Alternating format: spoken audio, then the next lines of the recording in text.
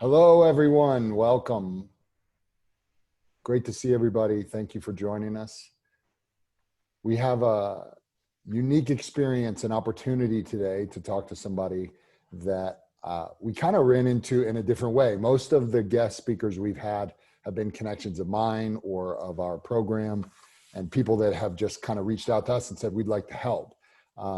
This connection came from through a case manager, and I got to talking with our guest speaker, and very sharp, beyond anything that if she worked for us, you would all be vying for her to be your advisor. So when I meet somebody like that, that's really kind of advising me, I say, man, we got to get you into our program and talking to our guys. So I'm going to do a just brief intro and let Trisha kind of take it. But one of the things that I've been thinking about with her is there's a quote, and I'm not sure who said it, but you are the average of the 5 people that you hang around. And today we are bringing this person down, but she's bringing us up. That's the level at which, and the confidence I have in what we're going to be talking about today. But Trisha is a 25-year veteran of running, consulting with small businesses, but all the way up to big companies like Nike, Pepsi, big corporations like that. She is also the wife of an injured veteran, and she has done something that none of us, I can tell you right now, have ever done. And she is a friend of and worked with Mr. Tony Robbins. So without further ado, I want to introduce Trisha Allman. I hope I pronounced your last name correctly. Trisha, welcome. Thank you. Thank you very much for having me. And I just want to show my appreciation for even getting to do this. So I am so excited about it. And I look forward to hopefully leaving you all with some really great nuggets today. But thank you for inviting me. This is a great honor. And thank you all for your service as well. Well, we're reciprocating gratitude, and I love it. So Trisha, why don't you tell us a little bit about what your company does, how you got into the business you're in, and then we'll rock from there. So I decided to start a marketing company, but at the same time, I went back to get my master's, and also decided to throw 2 little kids in the middle of all that because I was running out of time. You know, the clock ticks for us women. So I decided to have children, start a company, and go back to school at the same time. Why not? Let's just do it all at the same time. And was really a smart decision, actually, because when you're starting a company, it's hard. You're putting everything into it. You're working really hard to do it, but it doesn't always get traction. I started working with Texas Medical Center right out the gate of my marketing firm, and I started working for a university. And the university is the one that was like, hey, we really want you to teach here while you're getting your master's, but we need some marketing too. So I helped them launch their online marketing or their online eMBA. Back in those days, it was kind of revolutionary. And so I helped them launch that. And I started an entrepreneurship class there, which was really amazing. I can go into that at another time. We did a lot of great things for businesses. And then I got my master's. So fast forward 3 or 4 years, the university, we're now going through the next financial crisis that my businesses get to go through. I'm kind of used to this sort of thing. So that was about 2008 and 9 when we were having the financial crisis and the university was having cutbacks. And quite frankly, I had done everything I could do there. I got my master's, and it was really at the point of, what am I going to do now? So I'm driving home because I stayed there late nights. I had a lot of work to do, and I'm driving home and I hear Tony Robbins and Chet Holmes. If you know who Chet Holmes is, he wrote The Ultimate Sales Machine, great book. And I hear them say that they help companies double their revenues in 1 year. And I'm like, I could do that, you know? So I decided to pick up the phone and call the company on that same hotline and said, I want to talk to the person managing. I could do this. I have my own consulting firm. I'm not really a coach, but I can certainly do that. I've coached many businesses in the university for the last 4 years. So lo and behold, I had in my inbox, in my calendar, I had every Tuesday, I was going to send a letter to the manager until he hired me. But it only took 2 weeks. So I was like, wow, this is not as hard as I thought it was going to be. I was really kind of ready for the relentless pursuit approach, which I learned obviously being a model and having to book my own deals, so and gigs. So I decided at that time to jump ahead and get on board. And within 6 months of working with Tony Robbins, I was the #1 coach. And within 1 year, I was the #1 consultant. And the only way you can become that is through sales, revenue, and longevity of customer and client and satisfaction. So of the 75 coaches and consultants they had worldwide, I was #1 for about 3 years. And it's just the same strategies that I used in my business that I learned from all along the way of doubling my revenues year over year in my business. And I call it G3. We teach this in a lot of different ways and a lot of different modules, but it's a simple gain, guard, grow. So if you want to write that down, it's a great one. G3, it's easy to remember. Gain, guard, grow. Gain accounts, guard those accounts, and grow those accounts. And that's what I did for my printing company successfully. I did it in my modeling career, and I did it with my marketing firm. Now, as I began to work with Tony Robbins, little did I know he was funneling us lots of leads from all over the world. Little did I know that there's no systems for at Business Breakthroughs. They had no systems for their delivery. So that's where GrowSmart, I partnered with another firm and merged my marketing firm with her management firm, and we became GrowSmart Consulting back in 2010. And that just took off because we became the systems coordinator and developer to deliver all things Tony Robbins and Chet Holmes for their program. And so, you know, their ideas are great and their strategies are great and they're motivational and they really pump you up, but delivering that in a way it's going to get results for businesses was not there. And that's what we provided them. And then about 2015, we were just too busy to continue. Chet Holmes, if you know him, he passed away, unfortunately, from cancer. And that kind of put Tony Robbins on a different path with his Business Breakthroughs International. So 2015, GrowSmart has been completely 100% on our own. And like all companies in any business, especially today, we have our challenges. You know, we work with big enterprise-sized companies and they're global and they're all over the world. And we're a small boutique marketing and sales and management firm. And then we have our small business division where a lot of our small businesses were hit so hard and they are uncertain, afraid to pull the trigger. They don't know what to do. And so we are navigating these waters with both sides of the fence there.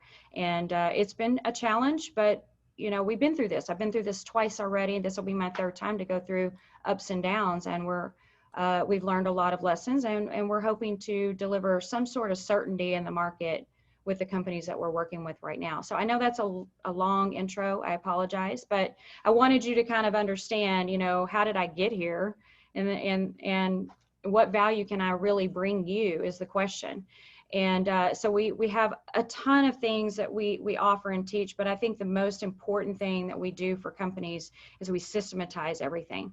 At the end of the day, and me learning business at such a young age and making so many mistakes, systems and expansion and scaling is really the hardest part of your business. You know, even making the first million isn't so hard, right? It's for some companies. It's beyond that. That's the challenge. And so that's what we bring to the table. Yeah, thank you. That's a great intro. I think you said a lot of things and I wrote a lot of this down. I hope you all were too, but there's words in there that I think everybody on this call, knowing most of the service members that own businesses that are on this call, there's a persistence and a relentless pursuit of something that it will take to be successful. What you have created and the opportunities that have come your way didn't come by happenstance or coincidence. They came because you worked as hard as you possibly could with what you had in front of you and grew it. And I guess you and I have talked about over the last few weeks is how to take an opportunity. So Tony Robbins can give you all the leads in the world. If you don't have any skills to close the deal, it doesn't matter. Right. Okay, so you close the deal, but how can I scale and grow? And so the buzzword or the phrase that we talk about is strategic planning. And so that's something that our guys are very interested in. They all have a desire and they want to become that $1 million, $100 million company or as successful as they want to be. It doesn't matter what that goal is. So in your opinion, when you look at strategic planning, what does that mean to you? That's a great question. I am a 100% strategic planner. I've been doing it for a long time, even for my own companies. And it was something that I started to develop it when I worked at the university. And here's in a nutshell, what you have to do as a CEO to start that process. And there are three great mandates of leadership. The very first one is you got to see it as it really is.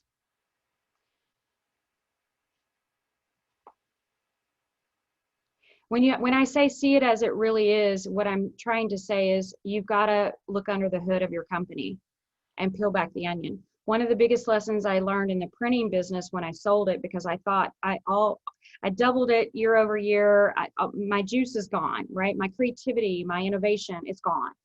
And I was, didn't feel that I had any more I could bring to that company. But of course, the minute I sold it, I had all these ideas. So what I can do for companies is come in and bring that fresh perspective where you can look under the hood, you can see things that the business owners in the weeds, they're struggling, they may not see it the way they can see it. I get a lot of people come to me and say, well, you just don't understand my industry, you don't understand my challenges, or we don't have any competition, or I mean, all these phrases that I hear, it's just not true. And I can't say that to them because that would be condescending perhaps, but I've been doing this a long time. And the speed of the leader is the speed of the pack. And I'll never forget a story of a guy that we went into. He was in Mexico, and we did an audit for his company. And this is what I say, see it as it really is and look under the hood. We audit. We go in and we tear your company. We're looking for holes. The goal is the more holes we find, the better we can plug those holes and create a stronger ship, right? So we go into this Mexican company, a big construction firm. This guy had worked himself from nothing as a CEO, not a CEO, but worked himself into the CEO. But he was just an engineer kind of guy at the very, very bottom, just a little guy. And we did the audit, and we have a very strong audit process that is solid. We've been doing it for a long time, and it works. And that was one of the things we took to Tony Robbins, because that's why I closed so many deals, because of our audit. Because it is frightening what businesses don't know because they're too in the weeds to see it. So we did this for him. I'll never forget his words. And we said to him, look, you're not going to enjoy this. It's going to be painful. It's probably going to make you feel bad. And he goes, Trisha, I don't care what it looks like. I don't want to look great. I want to be great. That was my first experience as a new consultant, really many years ago, to hear the words that's a great leader. That is a great leader that's willing to call his baby ugly. Let's face it, nobody wants to do that. And I do find a lot of pushback. When we start that audit process, I don't know how, I can tell you there are a percentage that are just like, I don't want to hear it. We got it all figured out, and you're not going to tell me anything I don't know. That is what it is. But to me, great leadership is looking under the hood. The second thing is you got to see it the way it could be. You got to have vision.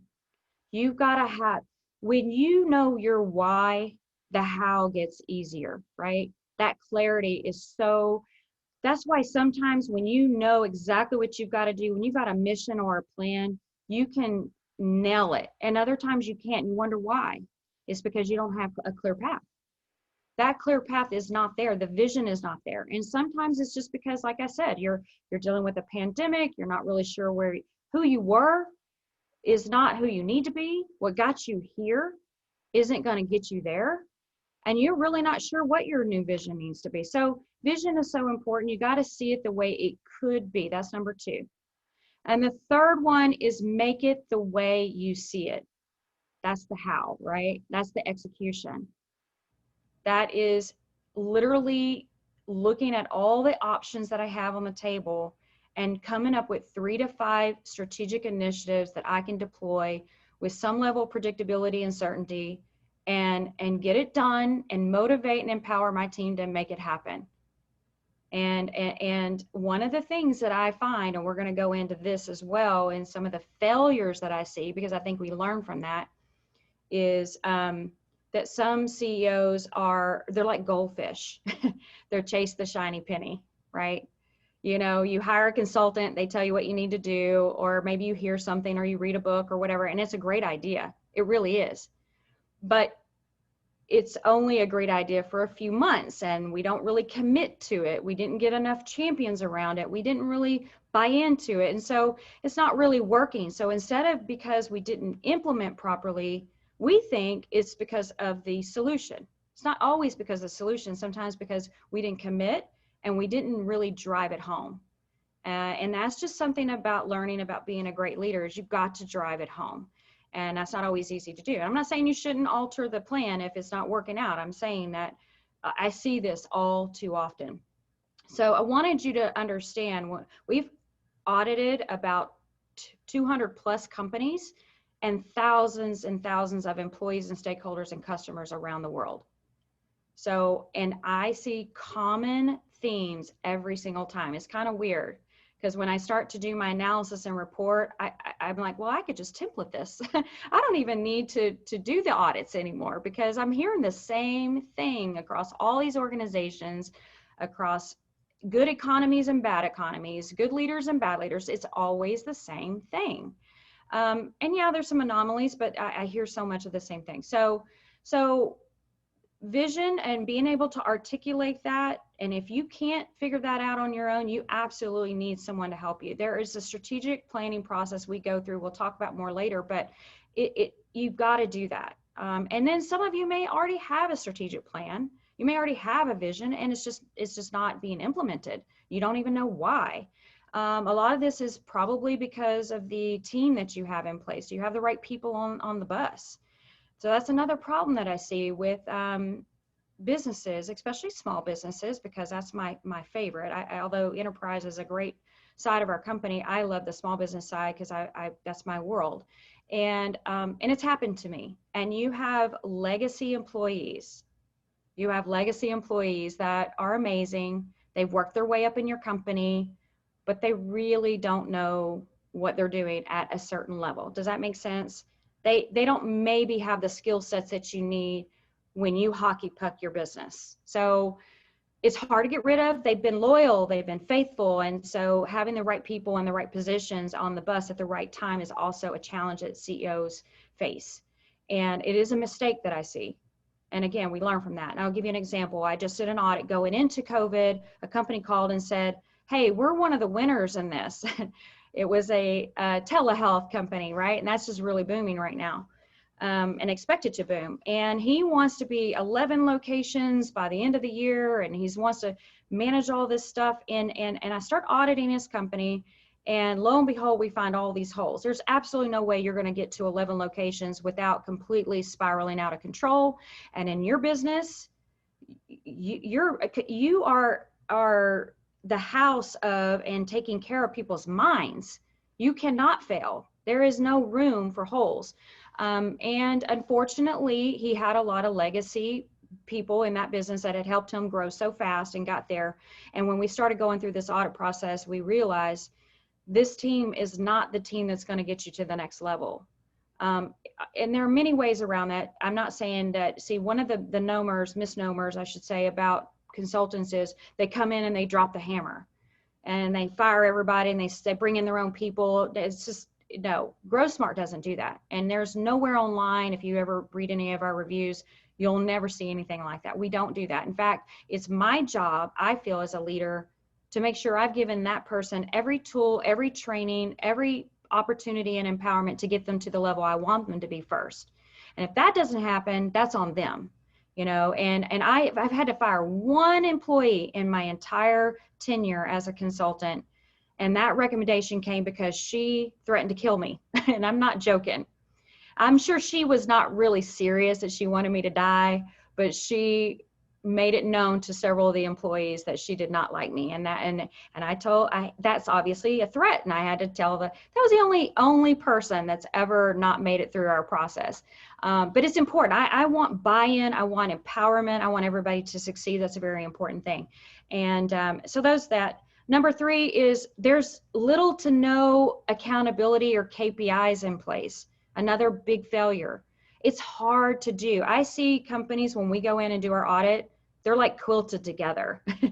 You know, their CRM is a one service, their marketing is another, their ERPs, and they just kind of quilted it together because as you're a small business, you don't need all those things. And as you need them, you start piecing them together. And so part of our analysis is redundancy and are you really efficient and are you streamlined? So that's a big deal. And small businesses are, unfortunately, it's the nature of the beast because you can't afford, you know, a streamlined process right out of the gate. You just this is just kind of what we have to deal with.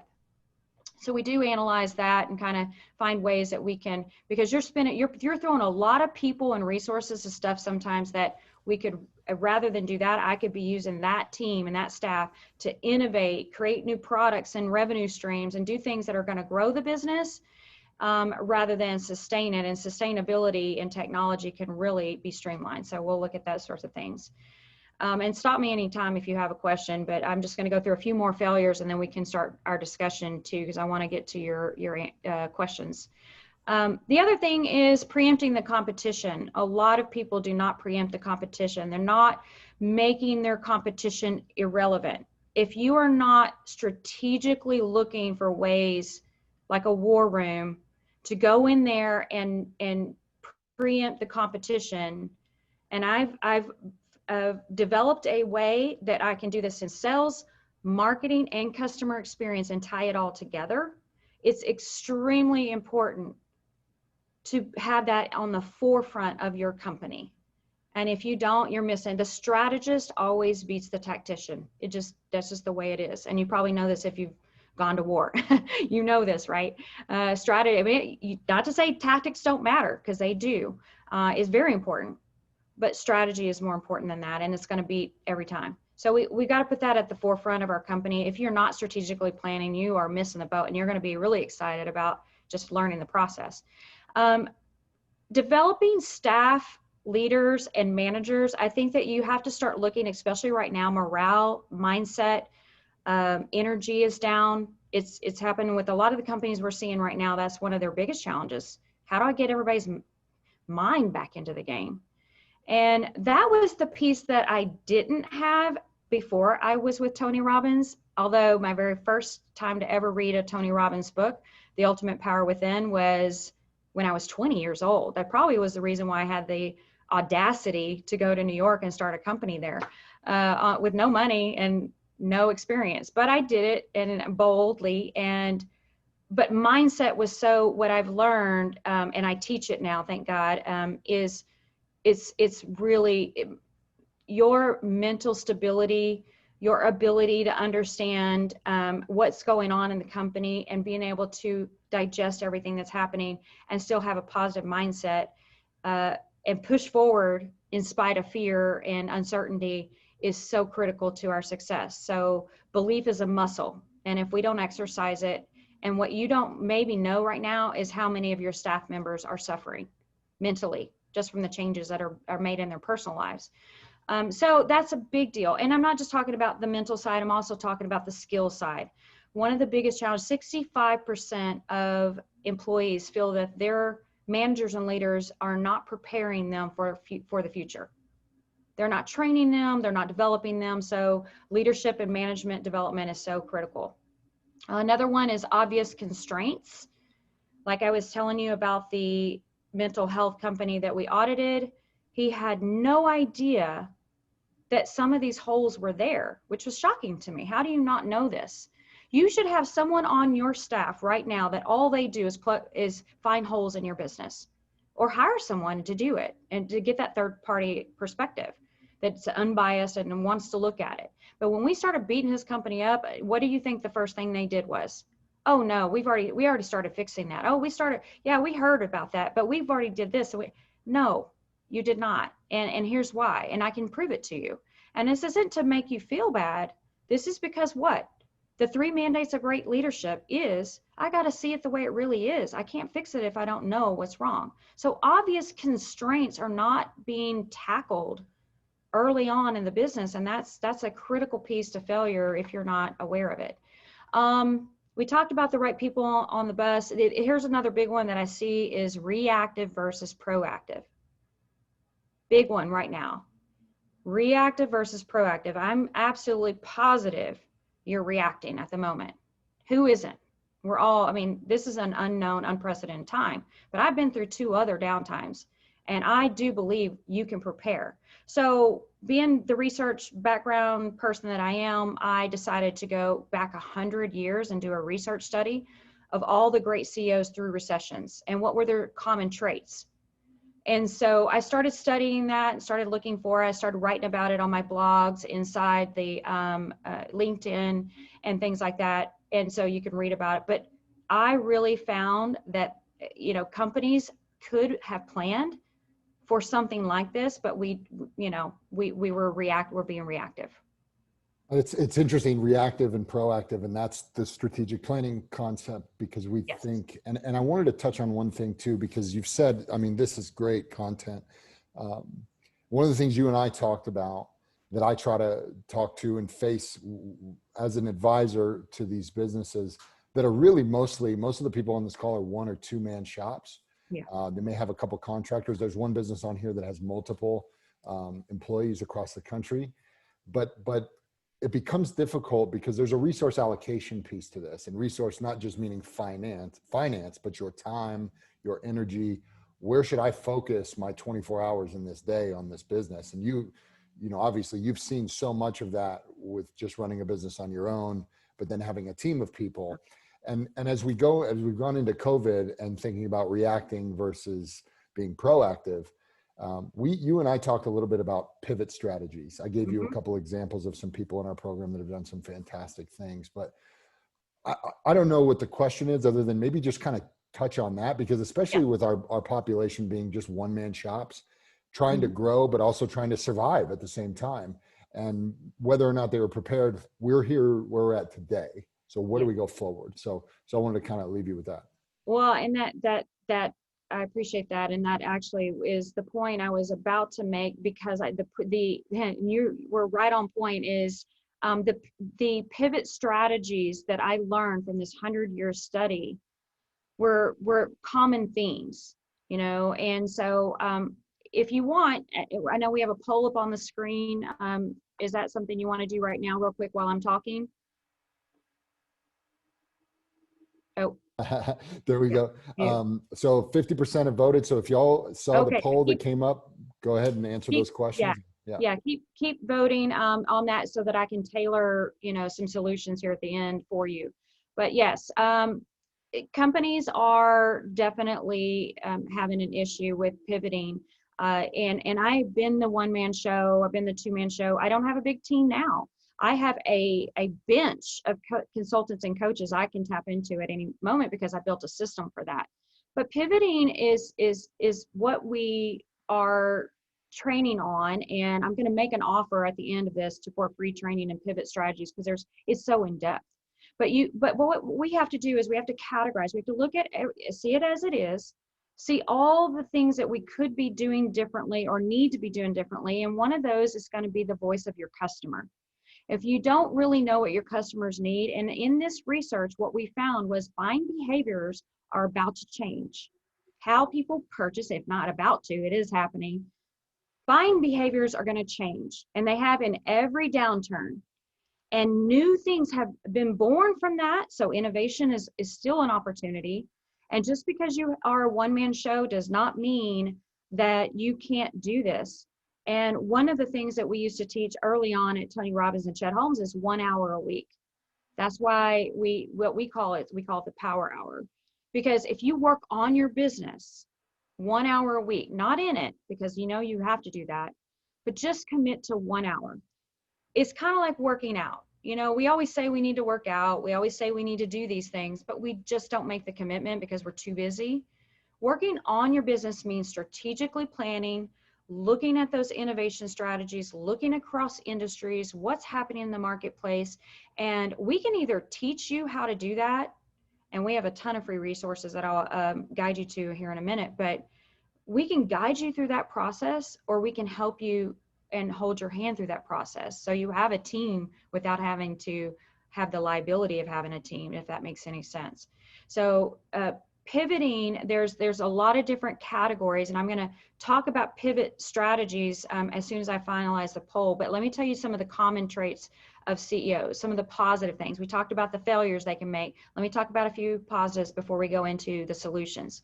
The positives are to be a pivot CEO, you have to be opportunistic and have really kind of a positive attitude, like anything is possible. So like some people say the economy's bad. Oh my God, we're in a pandemic. You know, this political season's driving us crazy. We don't know where everything's going to end. And some people go, oh, this is great. You know, I can buy real estate cheaper right now. I can get some deals on some furniture right now. I needed to, you know, cut some expenses, and this is a perfect opportunity. So they look at this as an opportunity. So being opportunistic was what the common thing for 100 years of CEOs that I researched. The other one is they are looking for profitable revenue streams. So, I just have a quick story of a company that is a hospitality company that I work with on the Northeast for the last 10 years. It's been a client for a very long time. We do these big strategic sessions with him every year. And what we learned, he decided that because he's been in the business for 30 years and he has, you know, figured out his ERP system, which he built from scratch, which is software, that he wanted to go into the hospitality software business because he feels like he wanted to make money from something he's put so much money into. So I thought, okay, bad idea, but I don't want to tell him that. Let's go through the strategic process. And I said, okay, what are you really good at? Which is part of the initial pieces of strategic planning. And he goes, well, we're really good at this. We're really good at that. We deliver great food. We deliver a great service. We drilled it down after 2 days. You are in the food and beverage logistics business. You're not in the hospitality software business. What can we do more of that will help us drive a X factor growth strategy, revenue strategy? So we implemented over the last probably 5 years, was really when a lot of these started to come to fruition of the 10 we worked together. But after we kind of shored up the holes, we went after a gourmet catering, outside catering. We did food to the local grocery stores, a fresh food concept that's so big in all of our grocery stores. He's on the East Coast. We went into Costco with frozen risotto bites and things like that. So we just let's keep the kitchens busy. That's what we got, a lot of kitchen and a lot of chefs, and we got to pay them. So let's keep them busy. And that's what we turned it out. You know, let's turn it out. So great CEOs that pivot let's not be the software business if we're not in the software business. Let's do what we do really, really well in multiple streams of revenue, and let's innovate. And that's what we did. And he went from 11 million to 30 million in the last 10 years. So worked out very, very well. They're always looking for new products and new services based on customer need. So a lot of us have been winners in this pandemic because of that. They were able to shift very quickly, and some of us weren't because we were a restaurant and we have to do curbside now, but that's not enough to replace our business. So what are we going to do differently? We've got to start exploring that. Discipline and having a sense of urgency.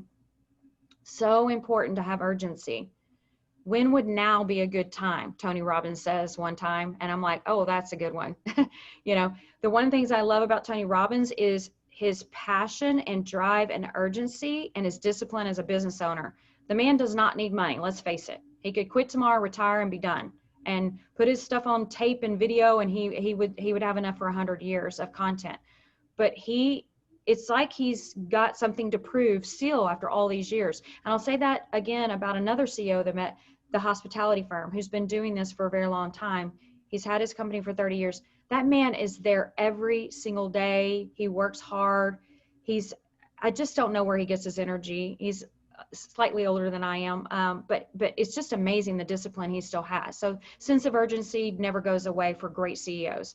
You got to know and believe it's going to turn back stronger, because speed of the leader is speed of the pack. You've got to be the person that shows your company, even one-man shows, and yourself included, it's going to be okay. But guess what? As Zig Ziglar said, we're born to be winners. We were born to be winners. But in order to be a winner, you have to have a plan, and you have to expect for the plan to work. And the only way you're going to do that is through really kind of a process, certainty, and taking one step. Every little step gets you closer to that goal, even if you have to shift and pivot. And so failure's not an option. That's just something we have to understand. And as one man shows, I can tell you right now, I have just for watching this today and coming today, we're going to give you our Ultimate Sales Mastery System for until the end of the year for free. It's 92 modules. Watch it. I will sign you up. I'm going to tell you where to go sign up for it. You can have that. That's training you didn't have to pay for. So there's that. Next week, I'm having a power hour. And that's going to go through this pivot strategic planning process, just the very beginning. So you can start that process on your own. I'll train you for free. I don't, my goal here is to give you a ton of value and hope that see your businesses do like a lot of ours and go from 3 to 6 million or 11 million to 30 million, or see a 20 to 40% increase in revenue when everybody else is struggling. I would love to see that for you, because that's really where I thrive. So let's go ahead and look really quickly. I'm going to give you those free resources at the end, but let me look at the poll and see how we did. And then we'll open up for questions. Do you have a way to? So I can just get you the share the intel result? now if you'd like. Oh, I sure. don't know. I've actually never done a poll, so we're all learning. I'm growing myself here. So. Oh, I love it. Thank you. So number one was finance and resources. Okay. And then there was a tie for number two by the following three: strategic planning and vision, growth, profitability, and marketing, PR, advertising, customer service. Yeah, and I did group some of those together just to save time. Obviously, I wanted you guys to be able to get through the poll, and I know some of those may be more myopic for you. Again, so finance and resources, and that's such a critical piece to planning for your company. And we have a lot of training on that. Again, I've been a small business for a long time, and I've been where you are. I did a lot of my printing company. I was so proud because I never got a loan. I always funded it with my own money, and and I had great credit. Everything was great. And I go to the bank when 9/11 hits, and I go, I need a loan. They're like, yeah, we don't have a relationship with you. That's not going to happen. I'm like, what? I mean, I have perfect credit, and I paid off all of my bills, and I funded this company the last 6 years on my own. How is that not important?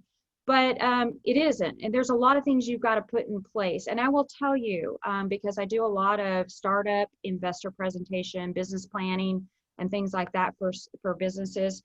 And one of the things that you have to really consider is your finance strategy. And you got to start thinking of this as a long-term and chipping away, because when you can't eat an elephant all at once. You have to eat it one bite at a time.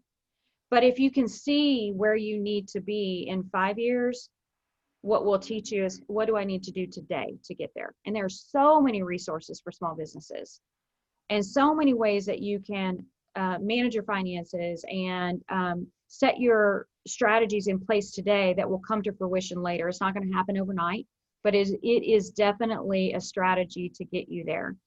So we do review that in the strategic planning process. Obviously, finance is a big deal, and setting key performance indicators and KPIs and that sort of thing, targets. So we'll touch on that. And I will tell you, just from some research, because I wanted to give you that, just in case this resonates with anyone that can look into it at the moment for some cost savings, now is a really good time to review your expenditures. One of the things that we do, even as a company, is every month, like all companies, especially because we're small, we get into these subscription models, and we get into these things that cost money. We have a lot of redundant software programs that maybe one could do, and there's cheaper versions. And so we did a lot of that analysis. We give all that information away for free, because our clients need it. They need to be streamlined, and we do what we have to do to get to a certain point, but then it's costly thereafter. But you got to analyze 1 day, 1 hour in your 1 power hour per week. Set that time for strategic planning only, and have that day, that 1 day, and maybe you can do more than 1 day and more than 1 hour, but have a piece of that as just finance review. We have it scheduled on our calendar. I review it with my business partner every single month, and that's how we've gotten so much better. And don't be the bold person that never goes after loans. Going after loans is not a bad thing if you have a strategy. But I will tell you that when you go to any service, any bank, anyone who's going to loan you money, any investor, they want proof of concept. So they got to know you can make money.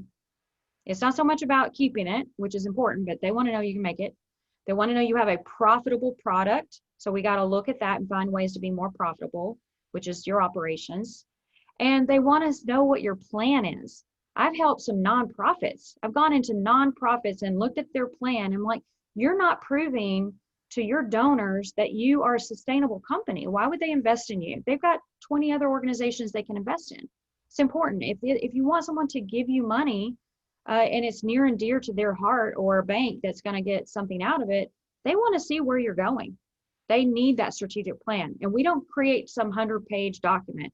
I do a 1-page strategic plan. That's it. I learned in my 15 years of creating plans and marketing plans, they don't want the 100-page plan. They just don't. Nobody does. And you can't execute it. So there's that. Is there a way you can look at the projects that you're working on? Is there anything that needs to go on hold?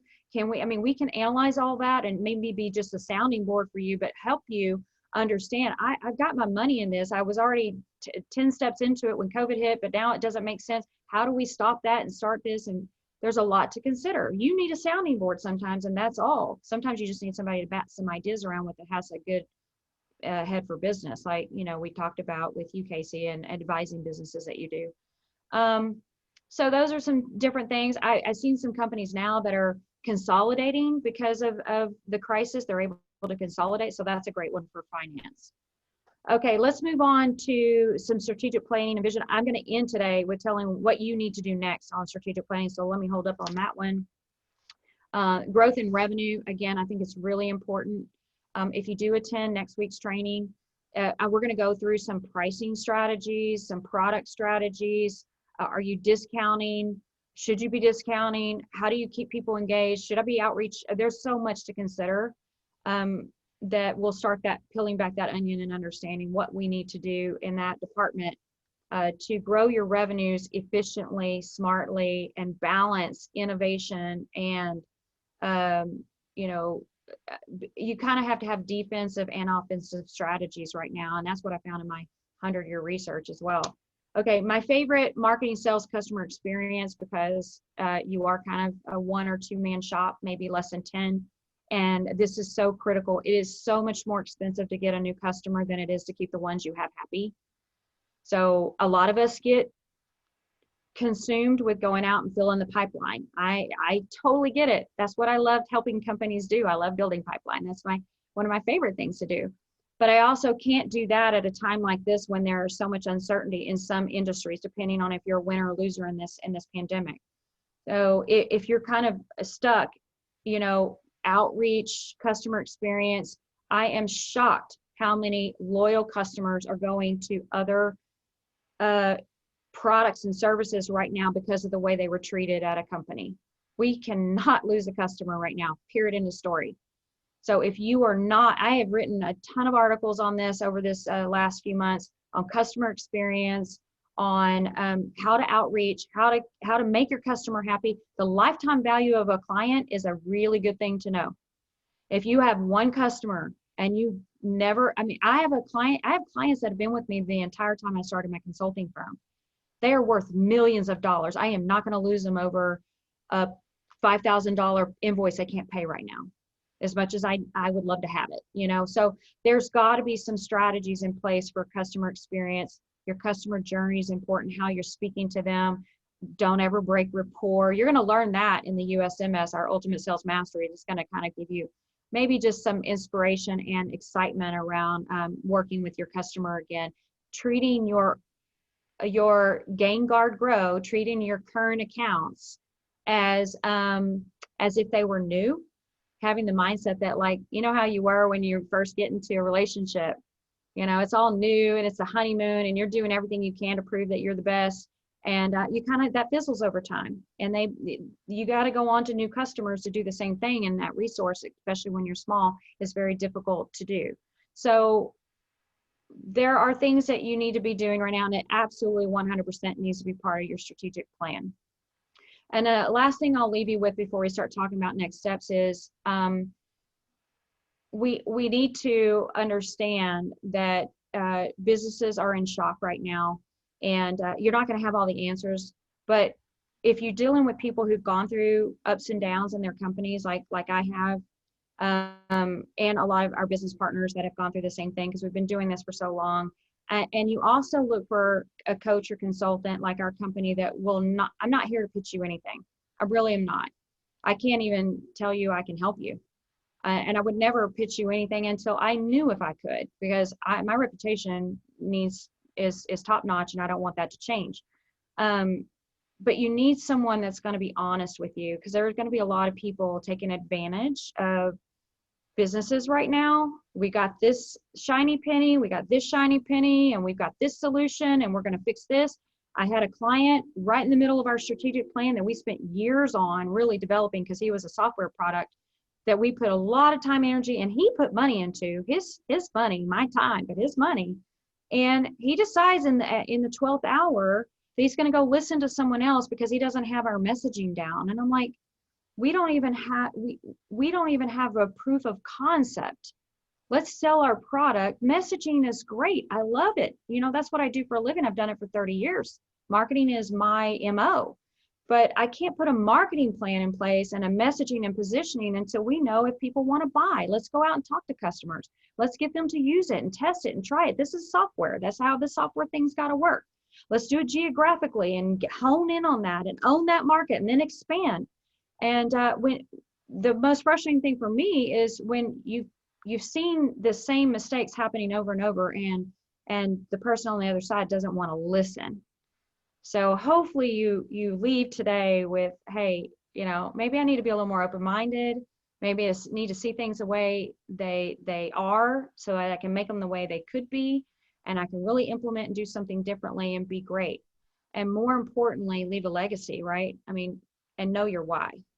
I think, again, the biggest thing for me is when your why is big enough, the how gets very easy, very easy. And I'm sure you can attest to that in any area of your life that's done anything. So I do want to, do y'all have any questions? Let's just open up before I say, hey, go here and there for all these free things you can get. Any questions for me? I'm happy to explore specifics. I know that we have some chats. Do you want to address anything, Casey? Yeah, thank you. I had Chris Hadsel I unmuted you, Chris, if you're able to ask your question. I know you had a couple that you were firing, so I wanted to give you the floor, sir. Great. Thanks. Appreciate it, Casey. Hi, Tricia. Thanks for all your time. Really appreciate it. You bet, Chris. So you actually started to move down the path that I wanted to ask you about, as far as when do you know when you need to kind of cut bait on a project? So you've spent quite a bit of capital in it. And while you were in development phase, the market just changed out from underneath you, and, you know, prices came down, supply went up. And so, but, you know, you're right at the finish line with it. So you've spent, let's say, $250,000 on it, and you only have like 50,000 more to go. And then the project comes to fruition. Like, in your experience, and do you have an example where you can be like, man, I've got $200,000 in sunk costs, 50,000 more, we'll get there, but I'm just going to save the 50,000. Do you have any examples like that? You can.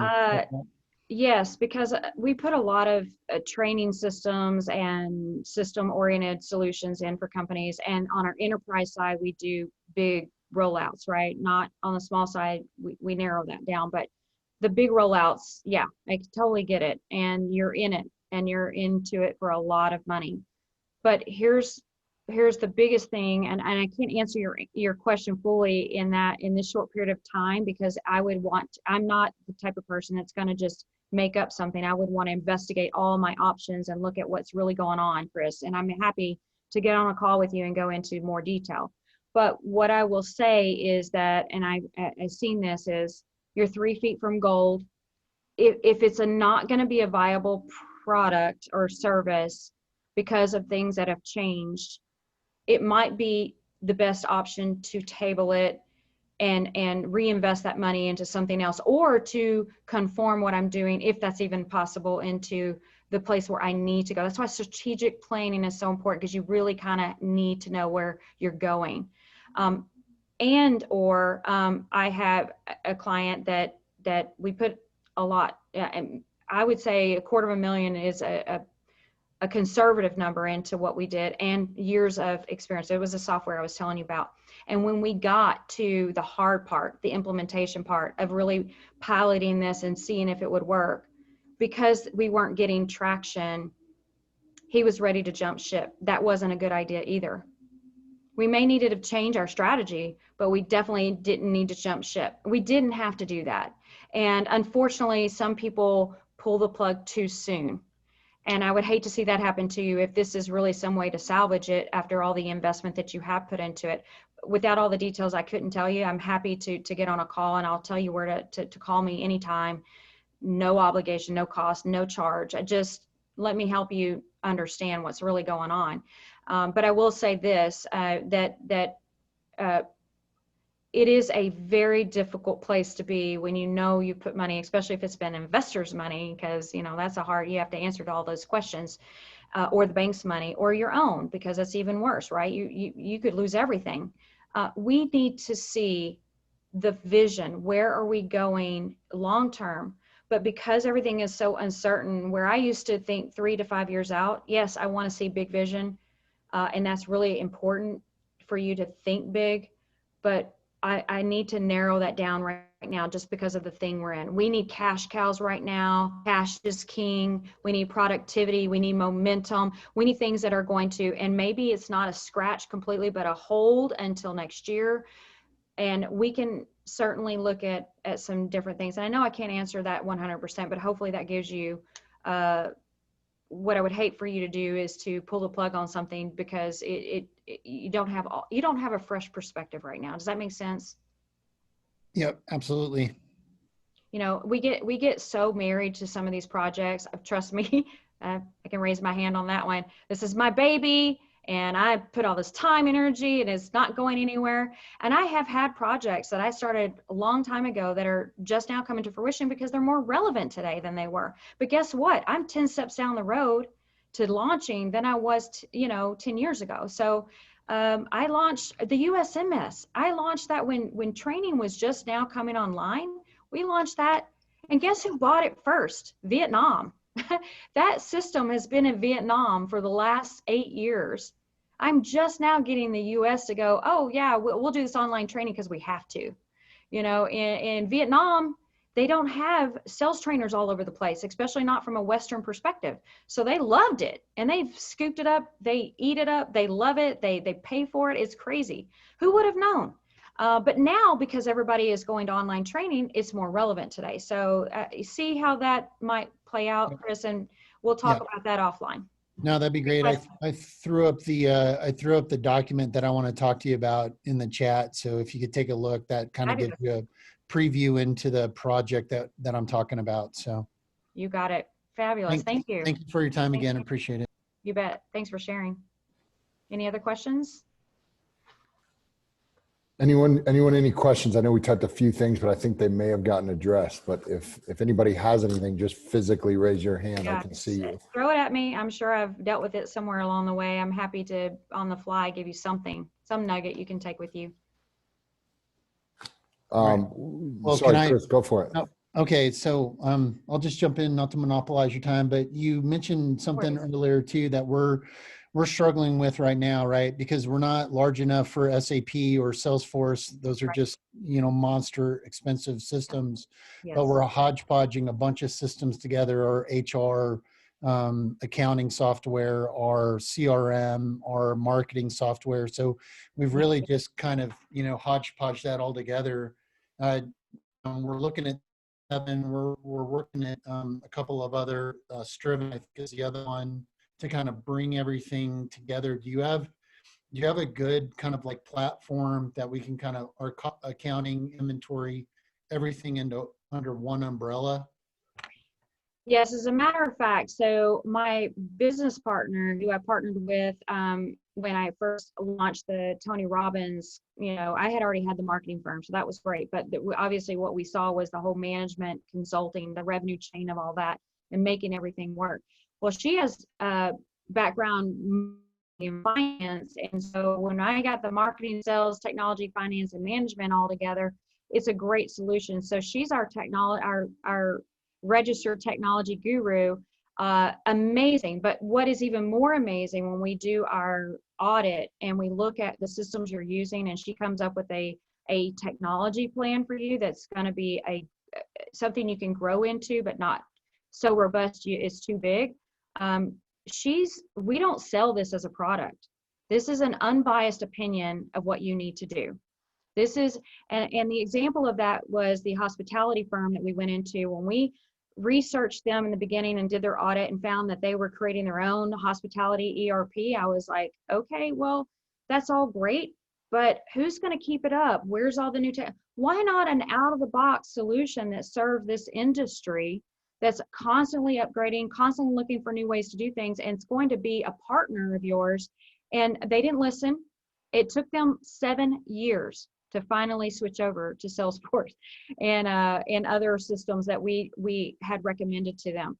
And lesson learned.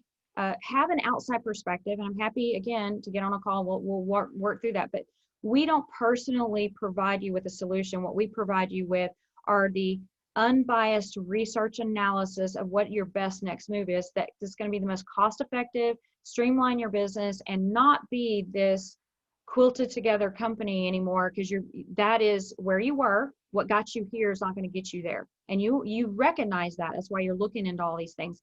But unfortunately, unless you have a technology background or someone on your team that's really accustomed to creating technology architectural plans and really structuring that for you, you're going to make mistakes, and they're going to be costly, and you're going to learn more lessons. Like we always learn lessons, right? And I wish I could stop learning the lessons, right, and just be 100-year-olds worth of wisdom. Although I still want to live, I don't want to die, but I just want to have the wisdom. But we can bring a lot of that to you. She's implemented a lot of those systems, and she is ahead of our enterprise. So she's in charge of Tyco, Targus, T-Mobile, BKD, some larger Brenntag chemical engineering companies. So I mean, she's done a lot of big, and she's also a Salesforce certified trainer. So hopefully that helps you as well. I think we'll be a breadth of knowledge, if anything, and can give you some direction on that, Chris. Thank you. But I do see that a lot. It's very common to be quilted together like that. And it is one of the biggest cost factors for small businesses. It's the biggest people resource, because you got to hire more people, because you got too many systems. It's a monster, and it can create more problems as you begin to grow like you are growing. So good problem to have, but it's still a problem. All right, so let me give you guys some direction. And if you do have more questions, please feel free. You can go to, just write down these websites. They're very easy to remember. But to set up a call with me, just to talk to me, if you're just ready to, hey, let's get on a call one-on-one. Again, no obligation, no cost. I'm not charging for this. Just something I can do to give back for your service to our country. And that is www.meetwithtrisha.com. So TRISHA is how you spell my name, meetwithtrisha.com. It's in your chat. And you can just go ahead and set up a call. So easily do that. Now, the website you need to go to if you want to register for our free training, especially next week, I think it's critical for you to be there. It's going to be our Power Hour. If you get in a rhythm of doing your Power Hour every month or every week, I really do think it's going to shift your business. It did for me. It does for the businesses we teach, so I think it will for you. Go to www.businessgrowthplanning.com. businessgrowthplanning.com. When you go there, scroll down about halfway, you're going to see our Zone Mastery System, which is our small business systematic revenue chain management process that we take small businesses through in every area of their company systematically.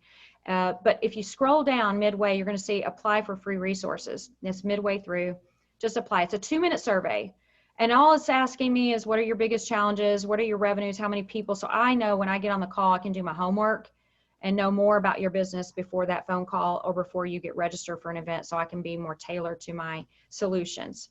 So go there, apply for that, and come to next week. And you'll also, when you apply for that, that alerts me to, hey, send you a link and get you involved in our USMS, which is the Ultimate Sales Mastery Training. You don't need it. It's great. Our partner Gene is the one that delivers the content. I think it's extremely important for you guys to just have some momentum, especially if you're a one-man show, and it might inspire you and energize you. A lot of it is Tony Robbins content. A lot of it is field content we've collected along the way. A lot of it is just us being a business of our own. So it's a world of knowledge in that system. So you can have it till the end of the year. That also alerts me to invite you to our upcoming fall strategic retreat. It will be virtual. I am trying to work out for those in the San Antonio area to do kind of a hybrid approach if you're interested in being on campus at some location. And that will be the second week of December.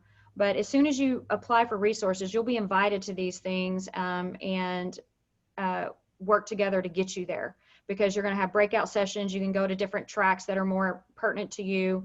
You can come to the strategic plan after you learn all these things and put a plan in place so you can hit the ground running in January. So I hope that all these things together will be something that will just drive you to over the finish line and get 2020 behind us. I'm just ready, like many of you, to let go of that and start focusing on our future. Because as crazy as things are right now, if you don't start putting that plan in place, another big challenge, and I didn't say this earlier because it is critical, and that is, having a roadmap is one thing and implementing is another. But so many people are stuck in the mud right now because they're afraid and they don't really know what the future holds. But if you just put pieces in place now, even if we have to shift first quarter next year, at least you're ahead of the game. Do not wait.